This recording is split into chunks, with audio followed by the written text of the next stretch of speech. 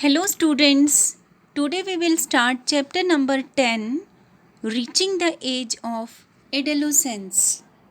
So let's start. Firstly, we should know what is the meaning of adolescence and puberty. Growing up is a natural process, period of life when body undergoes changes leading to reproductive maturity is called adolescence. Adolescence begins around the age of 11 and lasts up to 18 or 19 years of age.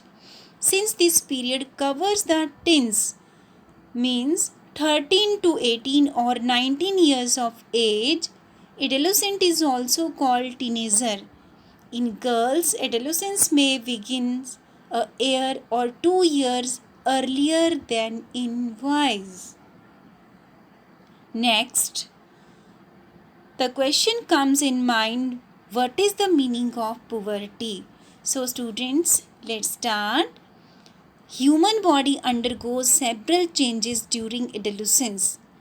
These changes mark the onset of puberty.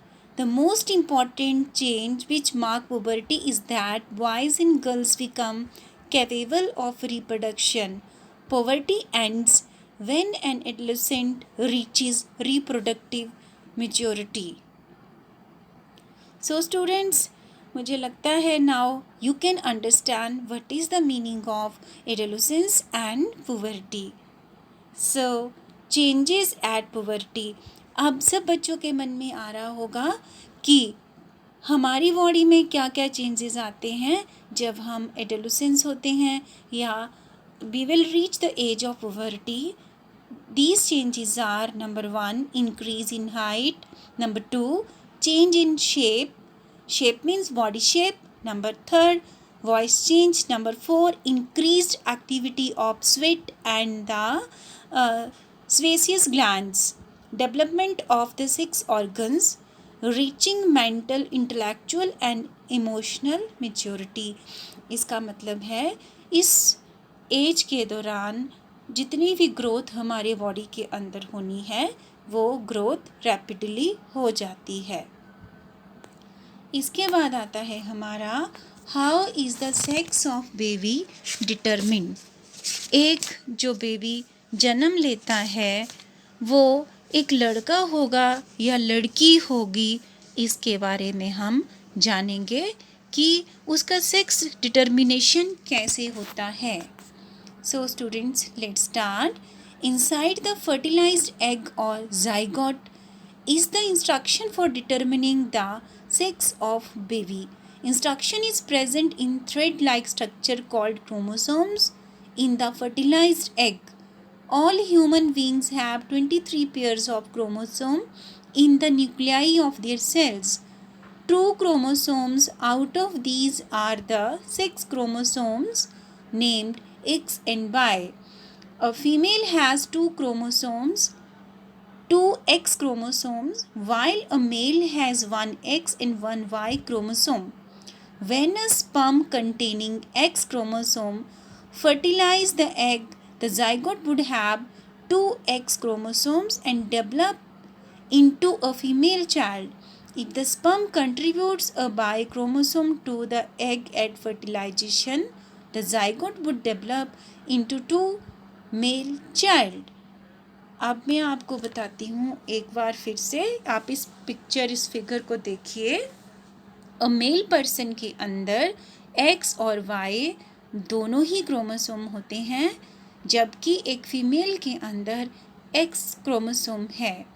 जब mail का X chromosome female के X chromosome के साथ मिलता है, that result in a baby, female baby. और जब एक मेल का बाई क्रोमोसोम फीमेल के एक्स क्रोमोसोम के साथ मिलके एक जाइगोट बनाता है, that result in a boy baby. अब हमारी बॉडी के अंदर हार्मोन्स जो हैं वो कई तरह के होते हैं. इन हार्मोन्स के रोल्स को हम डिनाई नहीं कर सकते हैं. So students, hormones other than sex hormones, कई तरह के हार्मोन्स हैं। डे टू डे लाइफ में हम इन सारे हार्मोन्स की बात कई बार कर चुके हैं। Let's start. The hormone secreted by pituitary glands stimulates taste and ovaries to produce their hormones. It endocrine gland. It is attached to the brain. Apart from the pituitary, the taste and the ovaries are the other endocrine glands in the body such as thyroid, pancreas and adrenals. If thyroid gland does not produce thyroxine hormone, then a person may suffer from goiter. जैसे कि आपको पता है जो हमारा ये thyroid gland है, अगर ये थायरॉक्सिन हार्मोन को सीक्रेट नहीं करता है तो किसी पर्सन के अंदर गॉइटर नामक एक बीमारी लग जाती है, जो कि गले में जो हमारी थायराइड की नसें हैं वो फूल जाती हैं। कुछ और हार्मोन्स भी हैं। If pancreas does not produce insulin hormone, then person may suffer from diabetes. जो पेनक्रियाज हैं, अगर पेनक्रिया जो है वो इंसुलिन हार्मोन को नहीं सिक्रेट करेगा, then a person may suffer from diabetes. अगली तरह के हार्मोन्स हैं। Adrenals also produce a hormone, adrenal, which help to adjust stress when one is very angry or worried. Pituitary also secrete growth hormones which is necessary for the normal growth of a person. So let's study these hormones with the help of this picture. इस picture से clear होता है जो pituitary gland है वो कहाँ पे है, ये हमारे ब्रेन को सिग्नल भेजता है। जो थायराइड ग्लैंड है आप पिक्चर में देख सकते हैं, ये हमारे गले में है। इसी तरह से एड्रिनल ग्लैंड, पेनक्रियाज, इनको आप इस पिक्चर्स की हेल्प से आसानी से समझ सकते हैं। अब है हमारा roles of hormones in completing the life history of insects and frogs. जो हार्मोन्स हैं उनके रोल को हम इंसेक्ट्स और फ्रॉग के लाइफ से नहीं निकाल सकते हैं। तो let's study. The change from the larva to adult is called the metamorphosis. Metamorphosis in insect is controlled by insect hormone. In a frog, it is controlled by thyroxine, the hormone produced by thyroid. Thyroxine produce require the presence of iodine in water. If the water in which tadpoles are growing does not contain sufficient iodine, then tadpoles cannot become adult. If a people do not have enough iodine in their diet, they will suffer from goiter caused by the lack of thyroxine. तो बच्चों आपको समझ आ गया होगा, अगर water के अंदर iodine नहीं होगी तो जो टेडपोल्स हैं वो एक एडल्ट फ्रॉग में कन्वर्ट नहीं होंगे। इसका मतलब इनको भी एक थायरॉक्सिन हार्मोन की ज़रूरत होती है। सो रिप्रोडक्टिव हेल्थ। अब अगला क्वेश्चन आता है, ये रिप्रोडक्टिव हेल्थ क्या है। सो स्टूडेंट्स, जैसे एडोलेसेंस, बच्चे एडोलेसेंस पीरियड में एंटर करते हैं, बॉडी के अंदर कई तरह के फिज़िकल मेंटल चेंजेस आने शुरू हो जाते हैं। इस करके हमें हमारी रिप्रोडक्टिव हेल्थ के बारे में नॉलेज होना बहुत ज़रूरी है। The physical and mental wellbeing of a individual is regarded as individual's health. To keep the body healthy, every human being at the age or at any age needs to have a balanced diet. सबसे पहले किसी भी आयु में सभी बच्चों, बूढ़ों, सभी लोगों को बैलेंस डाइट की आवश्यकता होती है। बैलेंस डाइट के अंदर आप सबको पता है हमारे सारे न्यूट्रिएंट्स का होना ज़रूरी है। हमारा इंडियन फूड जिसके अंदर दाल, रोटी, चावल, वेजिटेबल्स, गुड़, घी इत्यादि, ये सारे ही हमारे बैलेंस डाइट के सोर्सेज हैं। उसके बाद है personal hygiene. Everybody should have a bath at least once a day. It is more necessary for teenager because increased activity of sweat glands sometimes make the body smelly. If cleanliness is not maintained, there are chances of catching bacterial infection. Girls should especially take care of cleanness during the time of menstrual flow. They should keep track of their menstrual cycle and be prepared for the onset of the menstruation.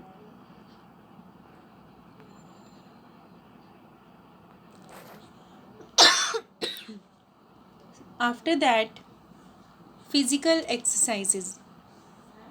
सभी बच्चों को अपनी physical exercises पे भी ध्यान देना होगा.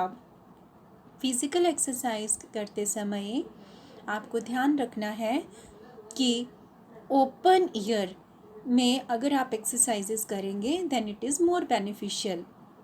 Walking and playing in fresh air keeps the body fit and healthy. All young boys and girls should take walk, exercise and play outdoor games.